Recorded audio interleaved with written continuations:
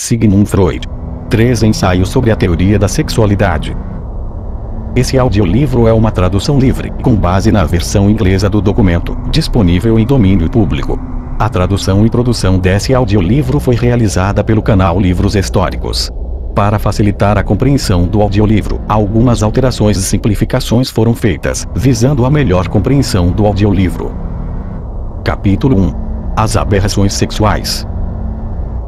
O fato da necessidade sexual no homem e no animal é expresso na biologia pela suposição de um impulso sexual. Este impulso é análogo ao impulso de se alimentar e de ter fome.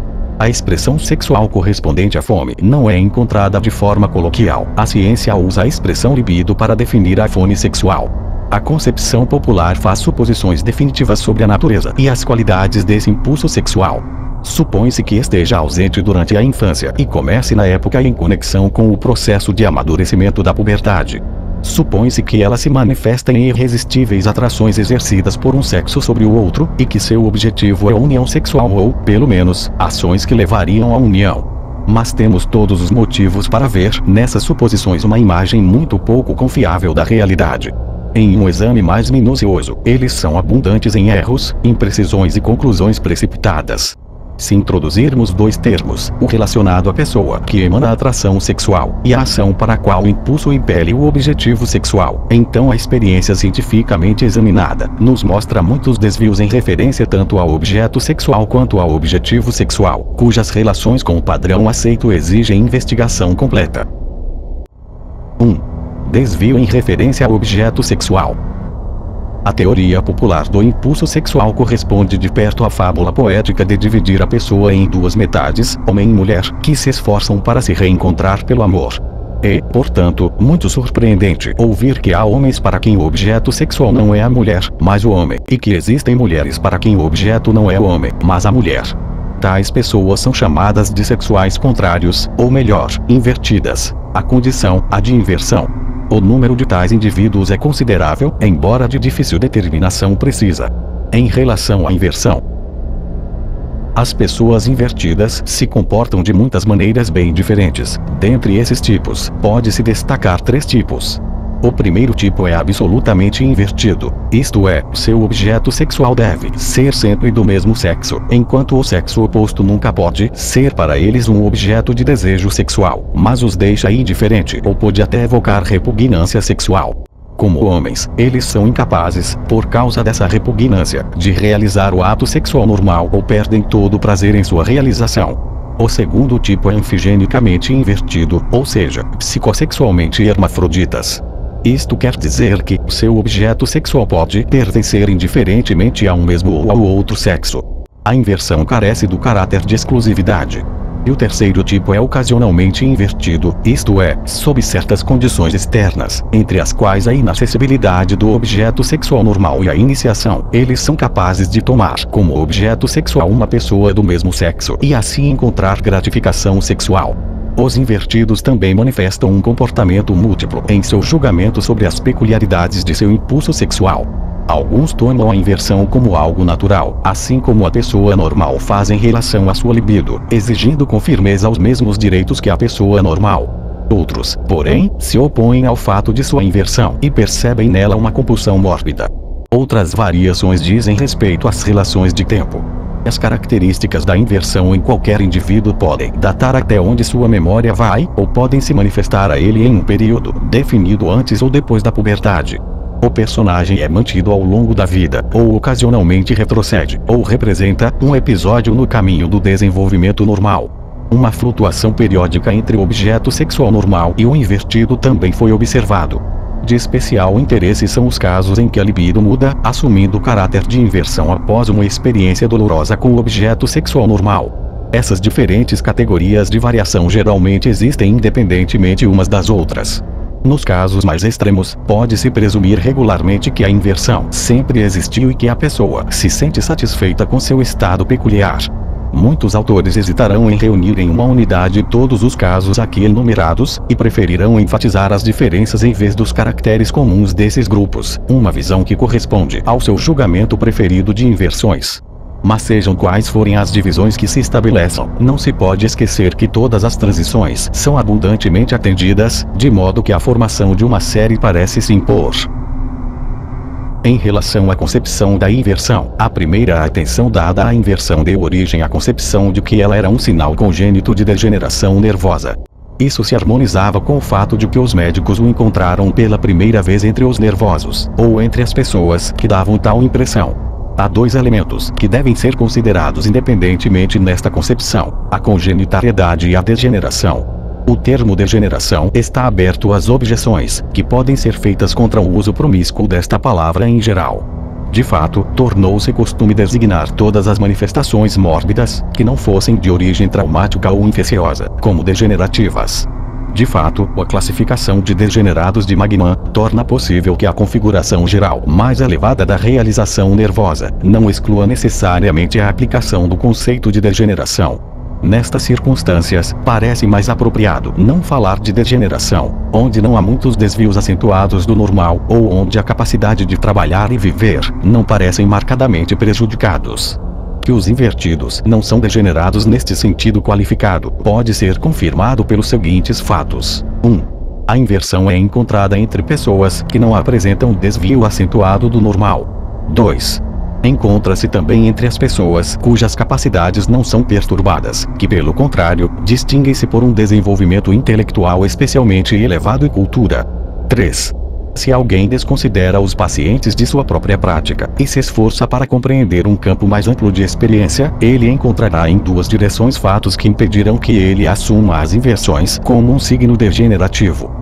Deve-se considerar que a inversão era uma manifestação frequente entre as nações antigas no auge de sua cultura, era uma instituição dotada de importantes funções.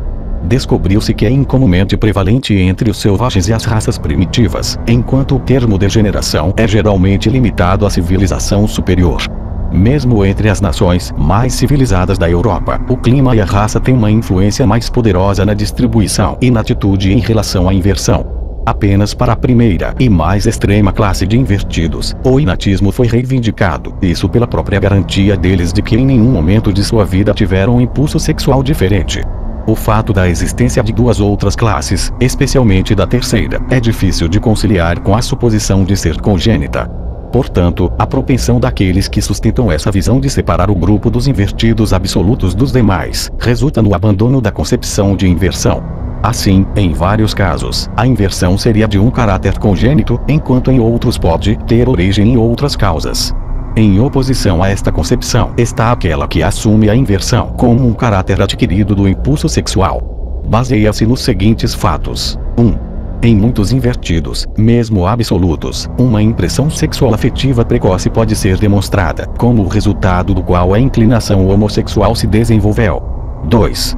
Em muitas outras influências externas de natureza promotora e inibidora podem ser demonstradas, que na vida anterior ou posterior levaram a uma fixação da inversão, entre as quais estão relações exclusivas com o mesmo sexo, companheirismo na guerra, detenção na prisão, perigos da relação heterossexual, celibato, fraqueza sexual, etc. 3. A sugestão hipnótica pode remover a inversão, o que seria surpreendente em caráter congênito. Diante de tudo isso, a existência de inversão congênita certamente pode ser questionada.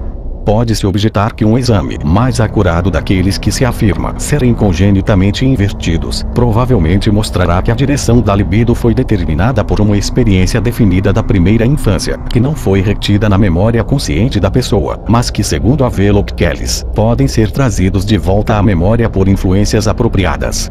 Segundo esse autor, a inversão só pode ser designada como uma variação frequente do impulso sexual, que pode ser determinada por uma série de circunstâncias externas da vida. A aparente certeza assim alcançada é, no entanto, derrubada pela réplica de que manifestamente há muitas pessoas que experimentaram, mesmo em sua juventude, essas mesmas influências sexuais, como sedução, onanismo mútuo, e não se tornaram invertidas ou não permaneceram constantemente assim. Assim, somos forçados a supor que as alternativas congênitas e adquiridas são incompletas ou não cobrem as circunstâncias presentes nas inversões. A natureza da inversão não é explicada nem pela suposição de que seja congênita nem de que seja adquirida. No primeiro caso, é preciso que nos digam o que há de congênito, a menos que estejamos satisfeitos com a explicação mais grosseira, a saber, que uma pessoa traz consigo um impulso sexual congênito ligado a um objeto sexual definido. No segundo caso, é uma questão de saber se as múltiplas influências acidentais são suficientes para explicar a aquisição, a menos que haja algo no indivíduo para enfrentá-las no meio do caminho. A negação deste último fator é inadmissível de acordo com nossas conclusões anteriores. Desde a época de Lidstone, Kernan e Chevalier, uma nova série de ideias foi introduzida para explicar a possibilidade de inversão sexual. Isso contém uma nova contradição com a crença popular que assume que o ser humano é um homem ou uma mulher.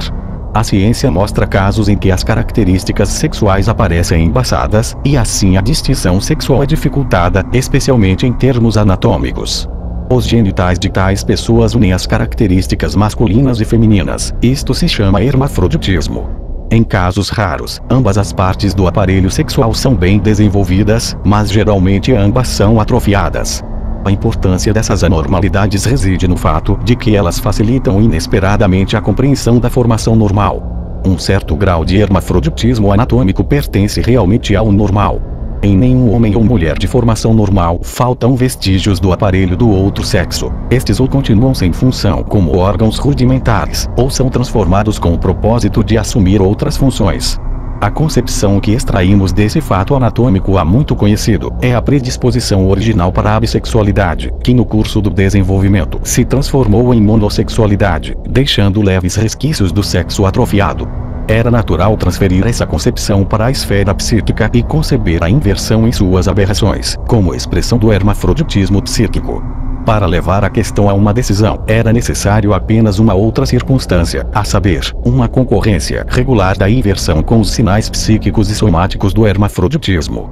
Mas esta segunda expectativa não se concretizou. As relações entre a androgenia psíquica assumida e a androgenia anatômica demonstrável nunca devem ser concebidas como tão próximas. Encontra-se frequentemente no invertido uma diminuição do impulso sexual e uma ligeira atrofia anatômica dos órgãos. Isso, no entanto, é encontrado com frequência, mas de forma alguma regular ou preponderantemente. Assim, devemos reconhecer que a inversão e o hermafroditismo somático são totalmente independentes um do outro. Grande importância também tem sido atribuída aos chamados caracteres sexuais secundários e terciários, e sua ocorrência agregada no invertido tem sido enfatizada por eles. Há muita verdade nisso, mas não se deve esquecer que as características sexuais secundárias e terciárias se manifestam muito frequentemente no outro sexo, indicando assim a androgenia, sem no entanto, envolver mudanças no objeto sexual no sentido de uma inversão. O hermafroditismo psíquico ganharia em substancialidade se, paralelamente à inversão do objeto sexual, houvesse pelo menos uma mudança nas outras qualidades psíquicas, como nos impulsos e traços distintivos característicos do outro sexo. Mas essa inversão de caráter pode ser esperada com alguma regularidade apenas em mulheres invertidas. Nos homens, a mais perfeita virilidade psíquica pode unir-se à inversão. Se se adere firmemente à hipótese de um hermafroditismo psíquico, deve-se acrescentar que, em certas esferas, suas manifestações permitem reconhecer apenas uma tênue determinação contrária. O mesmo vale também para a androgenia somática. De acordo com Alma, a aparência de órgãos atrofiados individuais e personagens sexuais secundários são bastante independentes um do outro. Um porta-voz dos invertidos masculinos afirmou a teoria bissexual em sua forma mais grosseira com as seguintes palavras. Abre aspas. É um cérebro feminino em um corpo masculino. Fecha aspas. Mas não conhecemos as características de um cérebro feminino. A substituição do anatômico pelo psicológico é tão frívola quanto injustificada. A explicação provisória de Ebing parece ser mais precisamente formulado do que o de Ulrich, mas não difere essencialmente dele.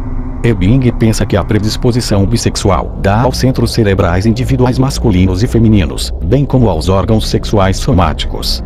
Esses centros se desenvolvem primeiro na puberdade, principalmente sob a influência das glândulas sexuais independentes.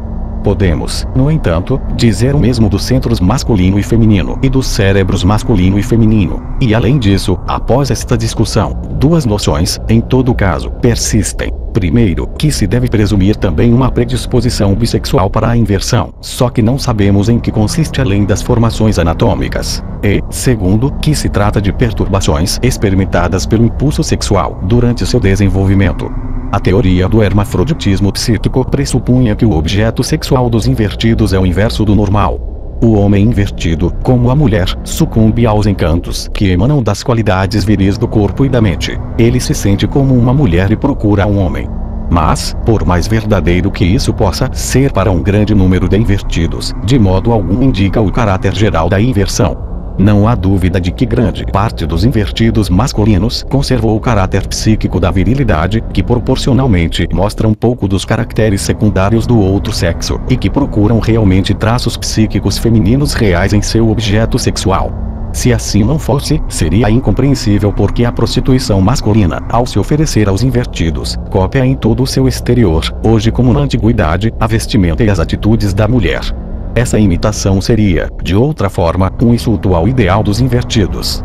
Entre os gregos, onde os homens mais viris foram encontrados entre os invertidos, é bastante óbvio que não foi o caráter masculino do menino que acendeu o amor do homem, mas era sua semelhança física com a mulher, bem como suas qualidades psíquicas femininas, como timidez, recato e necessidade de instrução e ajuda. Assim que o próprio menino se tornou um homem, ele deixou de ser um objeto sexual para os homens e, por sua vez, tornou-se um amante dos meninos. O objeto sexual neste caso, como em muitos outros, não é, portanto, do mesmo sexo, mas une os dois caracteres sexuais, um compromisso entre os impulsos que lutam pelo homem e pela mulher, mas firmemente condicionados pela masculinidade do corpo.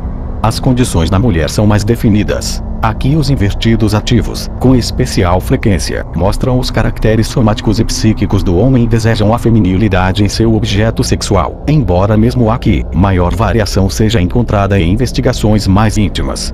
O fato importante a ter em mente é que nenhuma uniformidade do objetivo sexual pode ser atribuída à inversão. A relação sexual perânum nos homens de modo algum acompanha a inversão. A masturbação é com a mesma frequência o objetivo exclusivo, e a limitação do objetivo sexual à mera efusão de sentimentos é aqui ainda mais frequente do que no amor heterossexual. Nas mulheres, também, os objetivos sexuais do invertido são múltiplos, entre os quais o contato com a mucosa da boca parece ser o preferido. A conclusão é que, embora pelo material disponível, não estejamos de modo algum em condições de explicar satisfatoriamente a origem da inversão, podemos dizer que através desta investigação obtivemos algumas ideias, que podem se tornar de maior importância para nós do que a solução do problema. Chamamos nossa atenção para o fato de termos assumido uma conexão muito estreita entre o impulso sexual e o objeto sexual.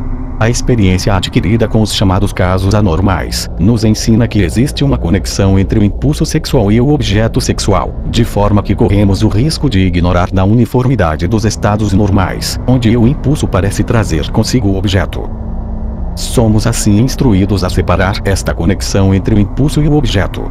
O impulso sexual é provavelmente inteiramente independente de seu objeto, e não é originado pelos estímulos provenientes do objeto,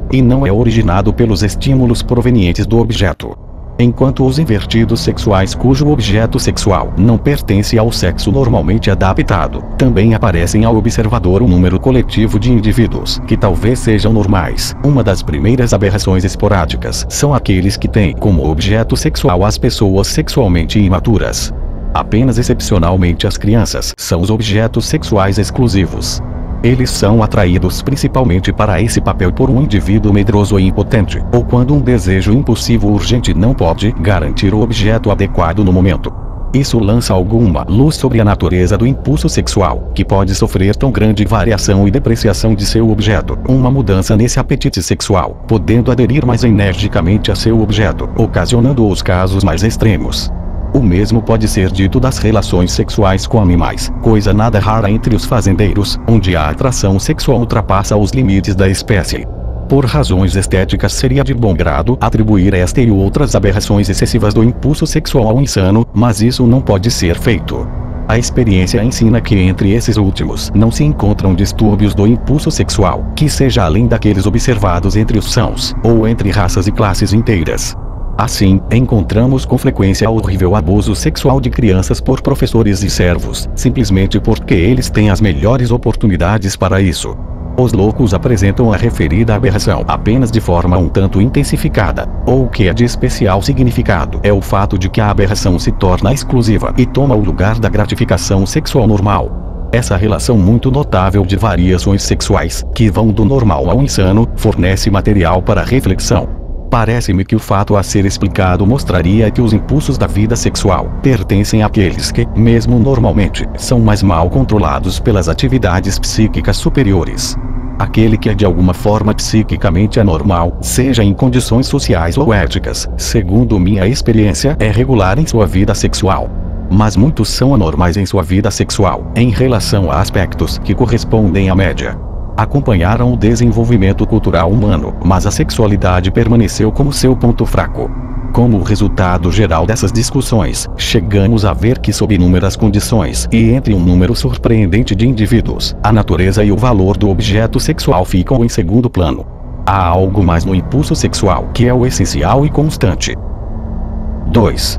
Desvio em referência ao objetivo sexual. A união dos genitais no ato característico da cópula é tida como o objetivo sexual normal. Serve para afrouxar a tensão sexual e saciar temporariamente o desejo sexual, uma gratificação análoga à satisfação da fome. No entanto, mesmo no processo sexual mais normal, esses acréscimos são distinguíveis, cujo desenvolvimento leva às aberrações descritas como perversões. Assim, certas relações intermediárias com o objeto sexual ligadas à cópula, como tocar e olhar, são reconhecidas como preliminares ao objetivo sexual. Persiste até que o objetivo sexual definido seja alcançado. Um tipo definido de contiguidade, que consiste na aproximação mútua das mucosas dos lábios na forma de um beijo, recebeu entre as nações mais civilizadas um valor sexual, embora as partes do corpo em questão não pertençam ao aparelho sexual, mas formam a entrada para o trato digestivo. Isso, portanto, fornece os fatores que nos permitem relacionar as perversões com a vida sexual normal e que estão disponíveis também para sua classificação. As perversões ou são transgressões anatômicas das regiões corporais destinadas à união sexual, ou então uma demora nas relações intermediárias com o objeto sexual, que normalmente deveriam ser rapidamente passadas no caminho para o objetivo sexual definido. Falaremos agora sobre alguns desses fenômenos. Primeiro, a superestimação da transgressão anatômica do objeto sexual. A estimativa psíquica de que participa o objeto sexual como meta do impulso sexual, nos casos mais raros, limita-se apenas aos genitais. Geralmente essa superestimação pela transgressão abrange todo o corpo do objeto sexual e tende a incluir todas as sensações que emanam dele. A mesma superestimação se espalha pela esfera psíquica e se manifesta como uma cegueira lógica diante das conquistas e perfeições psíquicas do objeto sexual, bem como uma obediência cega aos julgamentos emanados deste. A fé plena no amor torna-se assim uma fonte importante, se não primordial, da autoridade. É essa supervalorização sexual que pouco concorda com a restrição do objetivo sexual ser apenas a união dos genitais, fazendo outras partes do corpo participarem como objetivos sexuais. No desenvolvimento dessa superestimação anatômica mais múltipla, há um desejo inconfundível de variação, coisa denominada por Oshie como fome de excitação. O significado do fator de superestimação sexual pode ser mais bem estudado no homem, em quem somente a vida sexual é acessível à investigação, enquanto na mulher ela é velada em uma escuridão impenetrável, em parte em consequência de atrofia cultural, e em parte por causa do convencional.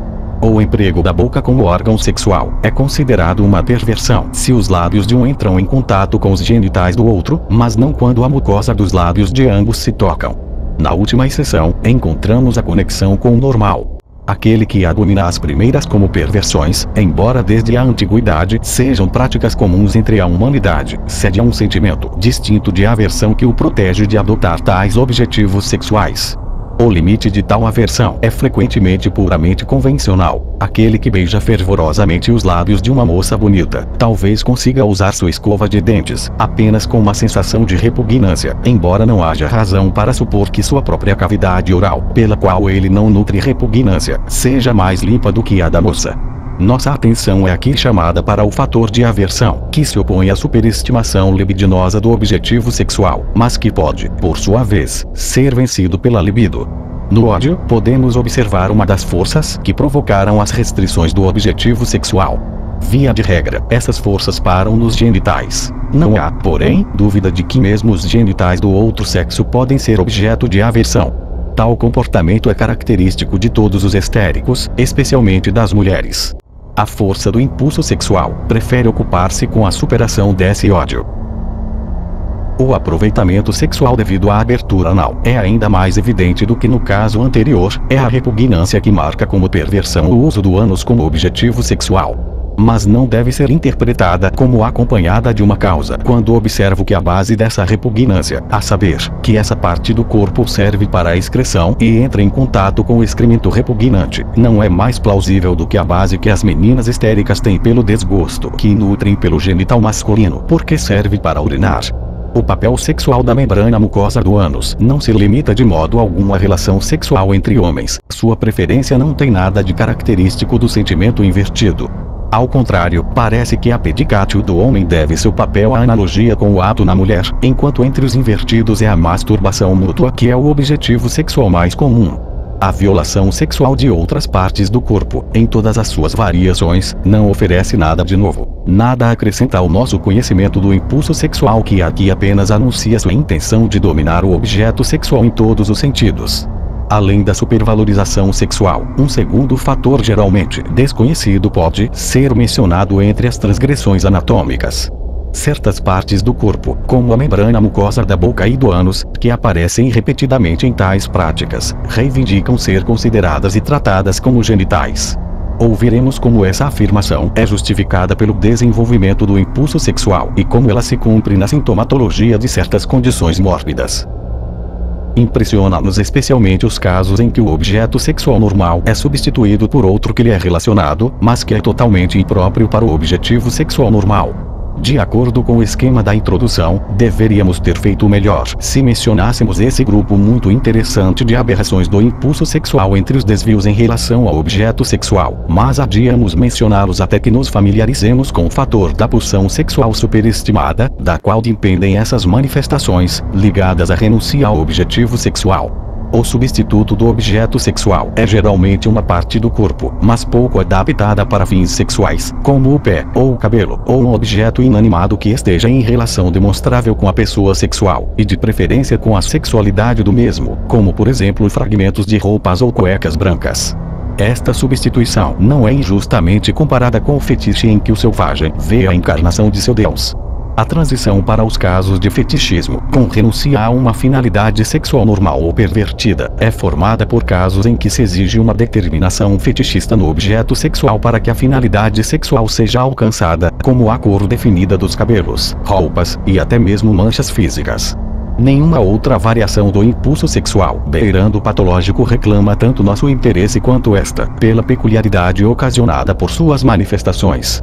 Uma certa diminuição na luta pelo objetivo sexual normal pode ser pressuposto em todos esses casos. A conexão com o normal é ocasionada pela superestimação psicologicamente necessária do objeto sexual, que inevitavelmente invade tudo que associativamente relaciona-se ao objeto sexual. Um certo grau de tal fetichismo, portanto, pertence regularmente ao normal, especialmente durante aqueles estágios de cortejo, quando o objetivo sexual normal parece inacessível ou sua realização adiada.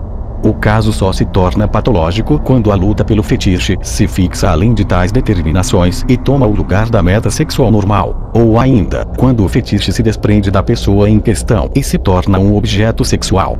Estas são as determinações gerais para a transição de meras variações do impulso sexual em aberrações patológicas.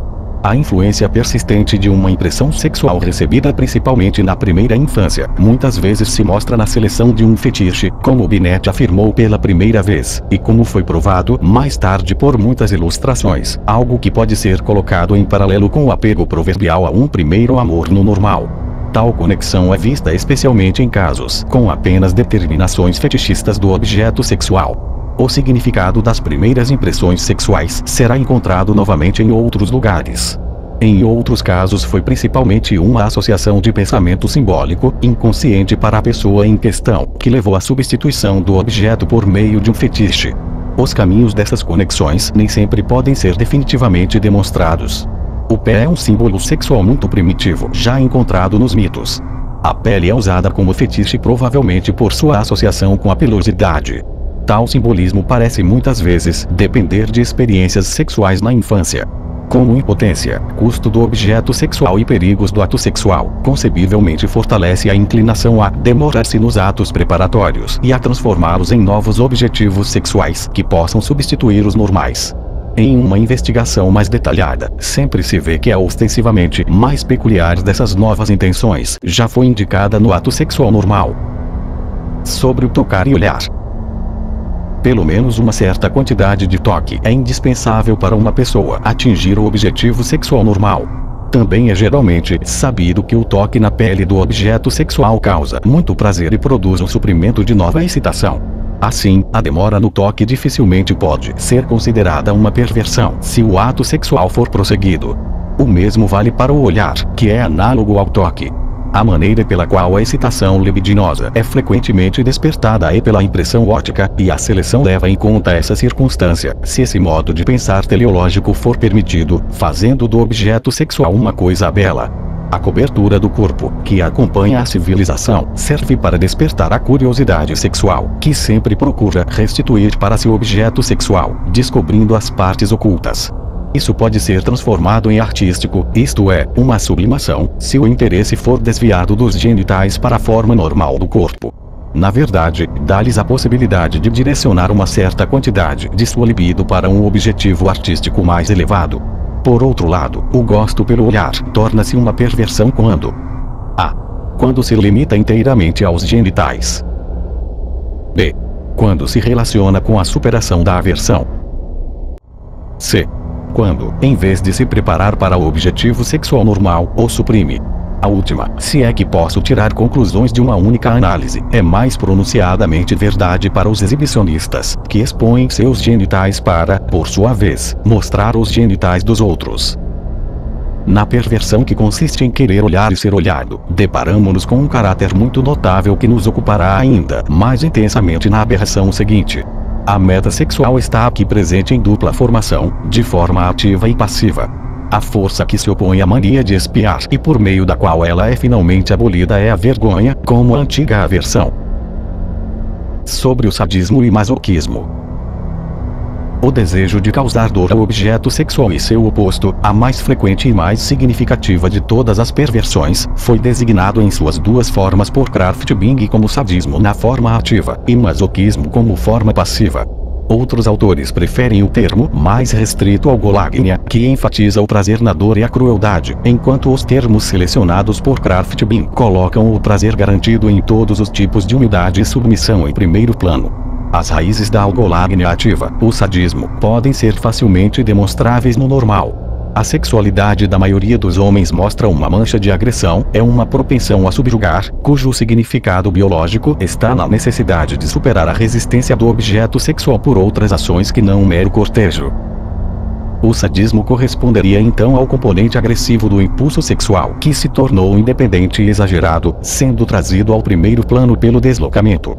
A concepção de sadismo oscila no uso da linguagem desde uma mera atitude ativa ou impetuosa em relação ao objeto sexual, até o apego exclusivo da gratificação à sujeição e maus tratos do objeto. Estritamente falando, apenas o último caso extremo tem direito ao nome de perversão. Da mesma forma, a designação de masoquismo compreende toda a atitude passiva em relação à vida sexual e ao objeto sexual. Em sua forma mais extrema, a gratificação está ligada ao sofrimento de dor física ou mental nas mãos do objeto sexual. O masoquismo como perversão parece estar ainda mais distante da vida sexual normal, ao contrastar com ela. Pode-se duvidar se alguma vez aparece como uma forma primária ou se não se origina mais regularmente através da transformação do sadismo. Muitas vezes pode-se reconhecer que o masoquismo nada mais é do que uma continuação do sadismo que se volta contra a própria pessoa, na qual esta toma inicialmente o lugar do objeto sexual. A análise de casos extremos de perversões masoquistas mostra que há uma cooperação de uma grande série de fatores que exageram e fixam a atitude sexual passiva original, um complexo de castração. A dor aqui superada se equipara ao ódio e à vergonha que eram as resistências opostas à libido. Sadismo e masoquismo ocupam um lugar especial entre as perversões, pois o contraste de atividade e passividade que está em suas bases pertence aos traços comuns da vida sexual. Que a crueldade e o impulso sexual estão intimamente ligados é, sem dúvida, ensinado pela história da civilização, mas na explicação dessa conexão ninguém foi além da acentuação dos fatores agressivos da libido. A agressão que se mistura ao impulso sexual é, segundo alguns autores, o resquício da luxúria caníbal, uma participação por parte do aparelho de dominação, que servia também para a gratificação das grandes necessidades do outro, ontogeneticamente mais velho. Impulso. Também se afirmou que toda dor contém em si a possibilidade de uma sensação prazerosa. Fiquemos satisfeitos com a impressão de que a explicação dessa perversão não é de modo algum satisfatória e que é possível que muitos esforços psíquicos se unam em um só efeito. A peculiaridade mais marcante dessa perversão reside no fato de que suas formas ativa e passiva são regularmente encontradas juntas na mesma pessoa. Aquele que experimenta prazer causando dor a outros nas relações sexuais também é capaz de experimentar a dor que emana das relações sexuais como prazer. Um sádico é simultaneamente um masoquista, embora o lado ativo ou passivo da perversão possa ser mais fortemente desenvolvido e assim representar sua atividade sexual preponderante. Vemos assim que certas propensões pervertidas aparecem regularmente em pares contrastantes, coisa que, em visão do material a ser produzido posteriormente, deve reivindicar grande valor teórico. Além disso, é claro que a existência do contraste, sadismo e masoquismo, não pode ser facilmente atribuída à mistura de agressão. Por outro lado, pode-se ser tentado a conectar tais contrastes simultaneamente existentes com o contraste unido de masculino e feminino na bissexualidade, cujo significado é reduzido na psicanálise ao contraste de atividade e passividade. 3. Declarações gerais aplicáveis a todas as perversões. Variação e doença. Os médicos que inicialmente estudaram as perversões em casos pronunciados e em condições peculiares, tendiam naturalmente a atribuir-lhes o caráter de um sinal mórbido ou degenerativo semelhante às inversões. Essa visão, no entanto, é mais fácil de refutar neste caso do que no caso anterior. A experiência cotidiana tem mostrado que a maioria dessas transgressões, pelo menos as mais brandas, raramente faltam como componentes na vida sexual dos normais, que os consideram como outras intimidades. Onde quer que as condições sejam favoráveis, tal perversão pode por muito tempo ser substituída por uma pessoa normal para o objetivo sexual normal ou pode ser colocada perto dela. Em nenhuma pessoa normal falta ao objetivo sexual normal algum elemento perverso designável, e essa universalidade basta por si mesma para provar a inconveniência de uma aplicação desprezível do nome perversão. No domínio da vida sexual, certamente encontraremos dificuldades excepcionais, que são atualmente realmente insolúveis, se quisermos traçar uma linha nítida entre as simples variações dentro dos limites fisiológicos e os sintomas mórbidos. No entanto, a qualidade do novo objetivo sexual em algumas dessas perversões é tal que requer atenção especial. Algumas das perversões estão em conteúdos tão distantes do normal que não podemos deixar de chamá-las de mórbidas, especialmente aquelas em que o impulso sexual, ao vencer as resistências, isto é, vergonha, repugnância, medo e dor, trouxe resultados surpreendentes, como por exemplo o lamber fezes e a violação de cadáveres. No entanto, mesmo nesses casos, não se deve ter certeza de encontrar regularmente entre os perpetradores pessoas de pronunciadas anormalidades ou mentes insanas. Não podemos perder de vista o fato de que as pessoas que se comportam normalmente são registradas como doentes no reino da vida sexual, onde são dominadas pelo mais desenfreado de todos os impulsos. Por outro lado, uma anormalidade manifesta em qualquer outra relação na vida geralmente mostra uma tendência de comportamento sexual anormal. Na maioria dos casos, podemos encontrar o caráter mórbido da perversão não no conteúdo da nova meta sexual, mas em sua relação com o normal. É mórbido se a perversão não aparece ao lado do normal, isto é, o fim sexual e objeto sexual, onde circunstâncias favoráveis a promovem e desfavoráveis impedem o normal, ou se em todas as circunstâncias reprimiu e suplantou o normal. A exclusividade e fixação da perversão nos justifica considerá-la um sintoma mórbido. A participação psíquica nas perversões. Talvez seja precisamente nas perversões mais abomináveis que devemos reconhecer a participação psíquica mais prolífica para a transformação do impulso sexual. Nesses casos, foi realizado um trabalho psíquico no qual, apesar de seu terrível sucesso, o valor de uma idealização do impulso não pode ser contestado. A onipotência do amor talvez em nenhum lugar se mostre mais forte do que nesta de suas aberrações. O mais alto e o mais baixo em toda a sexualidade estão intimamente ligados.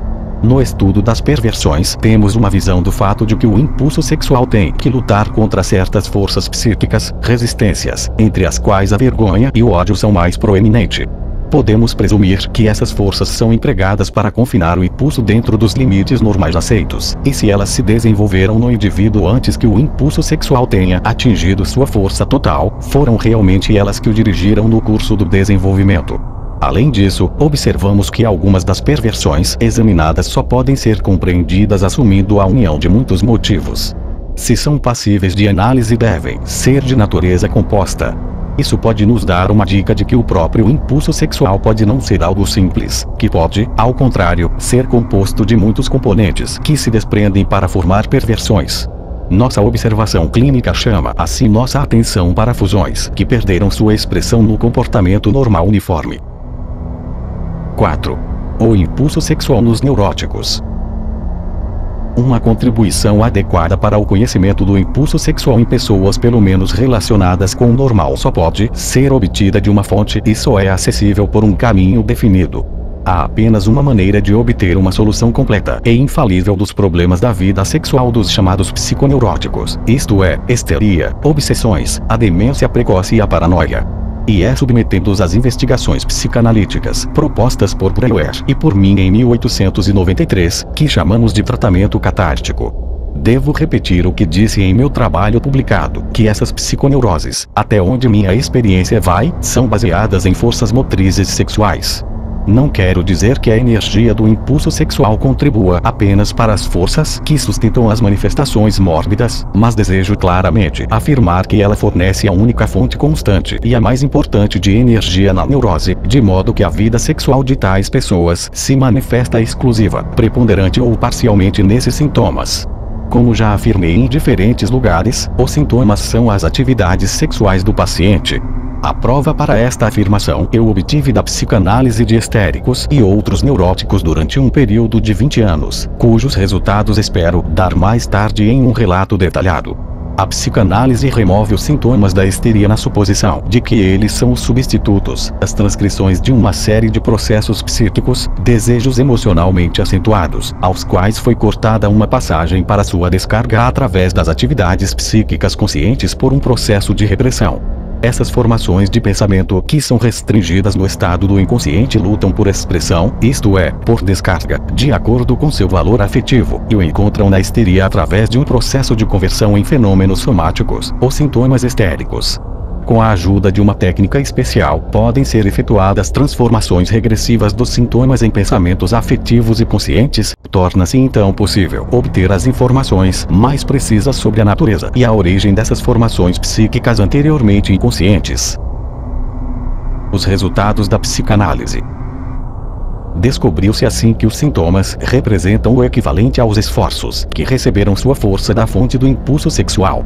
Isso concorda plenamente com o que sabemos sobre o caráter dos histéricos, que tomamos como modelos para todos os psiconeuróticos, antes de adoecerem, e com o que sabemos sobre as causas da doença. O caráter histérico evidencia uma parte de repressão sexual que ultrapassa os limites normais, um exagero das resistências ao impulso sexual que conhecemos como vergonha e repugnância. É uma fuga instintiva da ocupação intelectual com o problema sexual, cuja consequência, em casos pronunciados, é uma completa ignorância sexual, que se conserva até atingir a idade da maturidade sexual. Tão característico da histeria, não raramente é ocultado na observação grosseira pela existência do segundo fator constitucional da histeria, a saber, o enorme desenvolvimento do desejo sexual. Mas a análise psicológica sempre o revelará e resolverá o enigma muito contraditório da histeria, provando a existência do par contrastante, um desejo sexual imenso e uma rejeição sexual muito exagerada. A provocação da doença em pessoas com predisposição histérica ocorre-se, em consequência de sua maturidade progressiva ou de condições externas de vida, elas são seriamente confrontadas com a real demanda sexual. Entre a pressão do desejo e a oposição da rejeição sexual, resulta uma saída para a doença, que não elimina o conflito, mas procura evitá-lo transformando os esforços libidinosos em sintomas. É uma exceção apenas na aparência. Se uma pessoa histérica, digamos um homem, fica sujeita a algum distúrbio emocional banal, há um conflito no centro do qual não há interesse sexual. A psicanálise mostrará regularmente que são os componentes sexuais do conflito que tornam a doença possível, retirando os processos psíquicos do ajuste normal. Neurose e perversão. Grande parte da oposição à minha afirmação se explica pelo fato de que a sexualidade da qual deduzo os sintomas psiconeuróticos é pensada como coincidente com o impulso sexual normal. Mas a psicanálise nos ensina melhor do que isso. Mostra que os sintomas não resultam de modo algum apenas à custa do chamado impulso sexual normal, pelo menos não exclusivamente ou preponderantemente, mas representam a expressão convertida de impulsos que em sentido mais amplo poderiam ser designados como perversos, se eles pudessem se manifestar diretamente em fantasias e atos sem se desviar da consciência. Os sintomas são, portanto, parcialmente formados à custa da sexualidade anormal. A neurose é, por assim dizer, o negativo da perversão. O impulso sexual do psiconeurótico mostra todas as aberrações que estudamos como variações do normal e como manifestações da vida sexual mórbida. Em todos os neuróticos, sem exceção, encontramos sentimentos de inversão na vida psíquica inconsciente, fixação da libido em pessoas do mesmo sexo. É impossível, sem uma discussão profunda e perspicaz, de apreciar adequadamente o significado desse fator para a formação do quadro da doença. Só posso afirmar que a propensão inconsciente à inversão nunca falta e é particularmente útil para explicar a histeria masculina. Todas as inclinações à transgressão anatômica podem ser demonstradas em psiconeuróticos no inconsciente e como criadores de sintomas. De especial frequência e intensidade são aqueles que conferem à boca e à membrana mucosa do ânus o papel de genitais. Os desejos parciais, que geralmente aparecem em pares contrastantes, desempenham um papel muito importante entre os criadores de sintomas nas psiconeuroses. Aprendemos a conhecê-los como portadores de novos objetivos sexuais, como a mania de espiar, o exibicionismo e os impulsos de crueldade, formados ativa e passivamente. A contribuição deste último é indispensável para a compreensão da natureza mórbida dos sintomas. Quase regularmente controla parte do comportamento social do paciente. A transformação do amor em ódio, da ternura em hostilidade, característica de um grande número de casos neuróticos e aparentemente de todos os casos de paranoia, ocorre por meio da união da crueldade com a libido. O interesse por essas deduções será mais acentuado por certas peculiaridades do diagnóstico dos fatos. Não há nada nas correntes inconscientes do pensamento das neuroses que corresponda a uma inclinação para o fetichismo, uma circunstância que lança luz sobre a peculiaridade psicológica dessa perversão bem compreendida. Onde quer que se encontre no inconsciente um impulso desse tipo que possa ser emparelhado com um impulso contrastante, pode-se demonstrar regularmente que este também é eficaz.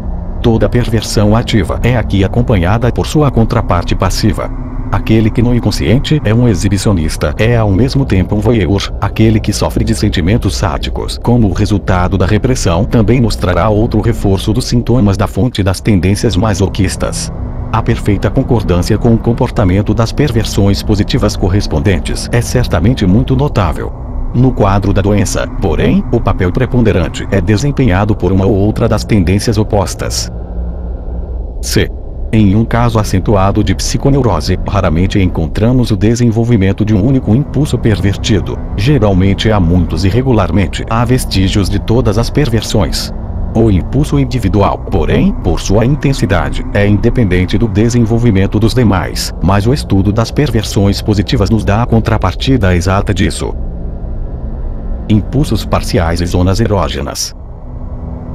Tendo em mente o que aprendemos com o exame das perversões positivas e negativas, torna-se bastante óbvio que elas podem ser referidas a uma série de impulsos parciais, que não são, no entanto, primários, mas sujeitos a uma análise mais aprofundada. Por impulso não podemos entender, em primeiro lugar, senão o representante psíquico de uma fonte somática interna de excitação que flui continuamente, em contraste com o estímulo que é produzido por excitações isoladas que vem tornando-se bastante óbvio que eles podem ser referidos a uma série de impulsos parciais, que não são, no entanto, primários, mas estão sujeitos a uma análise posterior. O impulso é, portanto, um dos conceitos que marcam os limites entre o psíquico e o físico. A suposição mais simples e óbvia sobre a natureza dos impulsos seria que eles não possuem qualidade em si mesmos, mas são considerados apenas como medida da demanda de esforço na vida psíquica. O que distingue os impulsos uns dos outros e lhes fornece atributos específicos é sua relação com suas fontes somáticas e seus objetivos. A fonte do impulso é um processo excitante em um órgão, e o objetivo imediato do impulso está na eliminação desse estímulo orgânico. Outra suposição preliminar na teoria do impulso, que não podemos renunciar, afirma que os órgãos do corpo fornecem dois tipos de excitações que são determinadas por diferenças de natureza química. Uma dessas formas de excitação designamos como especificamente sexual e o órgão interessado como zona erógena, enquanto o elemento sexual que dela emana é o impulso parcial. Nas perversões que reivindicam significado sexual para a cavidade oral e a abertura anal do papel desempenhado pela zona erógena é bastante óbvio. Ele se comporta em todos os sentidos como uma parte do aparelho sexual. Na histeria, essas partes do corpo, bem como os tratos de membrana mucosa que delas procedem, tornam-se a sede de novas sensações e mudanças inervadoras de maneira semelhante aos genitais reais, quando sob a excitação dos processos sexuais normais. O significado das zonas erógenas nas psiconeuroses, como aparato adicional e substituto dos genitais, parece ser mais proeminente na histeria, embora isso não signifique que seja de menor validade nas outras formas mórbidas. Não é tão reconhecível na neurose compulsiva e na paranoia, porque aqui a formação do sintoma ocorre em regiões do aparelho psíquico que ficam a grande distância dos locais centrais de controle corporal. O mais notável na neurose de compulsão é o significado dos impulsos que criam novos objetivos sexuais e aparecem independentemente das zonas erógenas. No entanto, o olho corresponde a uma zona erógena na mania do olhar e da exibição, enquanto a pele assume o mesmo papel nos componentes de dor e crueldade do impulso sexual. A pele, que em partes especiais do corpo se diferencia como órgãos sensoriais e modificada pela membrana mucosa, é a zona erógena. Explicação da manifesta preponderância das perversões sexuais nas psiconeuroses. A sexualidade dos psiconeuróticos talvez tenha sido colocada sob uma falsa luz pelas discussões acima. Parece que o comportamento sexual do psiconeurótico se aproxima da predisposição ao pervertido e se desvia tanto do normal. No entanto, é muito possível que a disposição constitucional desses pacientes, além de conter uma imensa quantidade de repressão sexual e uma força predominante de impulso sexual, também possua uma tendência em comum a perversões no sentido mais amplo. No entanto, o exame dos casos mais brandos mostra que a última suposição não é um requisito absoluto, ou pelo menos que ao pronunciar-se sobre os efeitos mórbidos deve descontar o efeito de um dos fatores. Na maioria dos psiconeuróticos, a doença aparece pela primeira vez após a puberdade, seguindo as exigências da vida sexual normal. Contra esses dirige-se sobretudo a repressão. Ou a doença surge mais tarde, devido ao fato de que a libido é incapaz de atingir a gratificação sexual normal. Em ambos os casos a libido se comporta como um riacho cujo leito principal é represado. Ela preenche as estradas colaterais que até agora talvez estivessem vazias. Assim, a tendência manifestamente grande, embora certamente negativa, à perversão nos psiconeuróticos pode ser colateralmente condicionada. De qualquer forma, é certamente aumentado colateralmente. O fato é que a repressão sexual deve ser adicionada como um fator interno a fatores externos, como restrição de liberdade, inacessibilidade ao objeto sexual normal, perigos do ato sexual normal, etc., que causam a origem de perversões em indivíduos que poderiam ter permanecido normais. Em casos individuais de neurose, o comportamento pode ser diferente. Ora, a força congênita da tendência à perversão pode ser mais decisiva e outras vezes mais influência pode ser exercida pelo aumento colateral da mesma através do desvio da libido do objetivo e objeto sexual normal. Seria injusto construir um contraste onde existe uma cooperação. Os maiores resultados sempre serão obtidos por uma neurose se a constituição e a experiência cooperarem na mesma direção. Uma constituição pronunciada pode, talvez, dispensar a ajuda de impressões cotidianas, enquanto uma profunda perturbação da vida pode talvez provocar uma neurose mesmo em uma constituição média. Essas visões também são verdadeiras no significado etiológico das experiências congênitas e acidentais em outras esferas. Se, no entanto, for dada preferência ao pressuposto de que uma tendência especialmente formada para as perversões é característica da constituição psiconeurótica, há uma perspectiva de poder distinguir uma multiformidade de tais constituições de acordo com a preponderância congênita desta ou daquela zona erógena, ou deste ou daquele impulso parcial. Se há uma relação especial entre a predisposição às perversões e a seleção do quadro mórbido, não foi investigado, como muitas outras coisas neste domínio. Referência ao infantilismo da sexualidade.